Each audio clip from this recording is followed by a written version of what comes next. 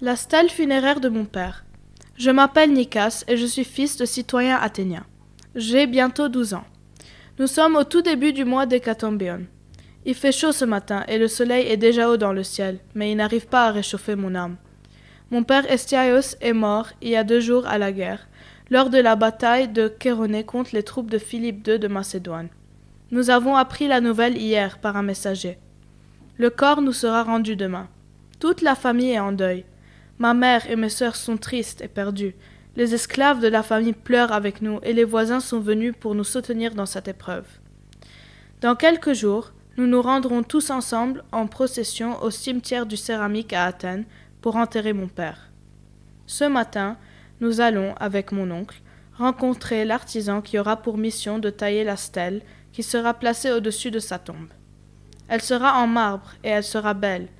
Comme les autres stèles du cimetière, nous choisissons de faire graver le nom de mon père, surmonté de deux rosettes. Puis au-dessus, la partie sommitale sera décorée avec un motif d'anthémion. Cette belle fleur, sculptée en bas-relief, est composée de 2 tiges cannelées qui émergent d'un calice à 3 feuilles d'acanthe. Les 2 tiges se terminent en 2 volutes. Elles sont surmontées de grandes palmettes et d'un omphalos gravé en haut, au centre.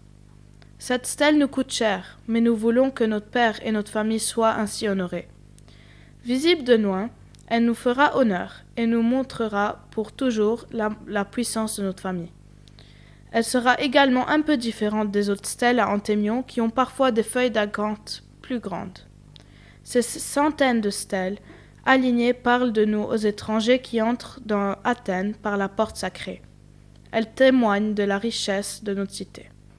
L'artisan nous dit que toutes ces stèles richement décorées choquent certains citoyens qui vont sans doute proposer de les interdire. Je ne comprends pas ce point de vue. Comment allons-nous rendre dignement hommage à nos morts? Quelles stèles érigeront les Athéniens pour nos morts? Par la suite, dans les années à venir, ma mère, mes sœurs et mes tantes se rendront sur la tombe de mon père pour l'honorer. Elles transporteront dans le large panier des offrandes, des couronnes de myrte, des grenades, du céleri et des vases à parfum. Elles laveront la stèle et la décoreront de rubans rouges. Elles verseront sur le sol du vin, du lait, du miel et de l'huile pour nourrir l'âme de mon père. Puis la cité rendra elle aussi hommage à mon père, comme à tous les citoyens morts au combat.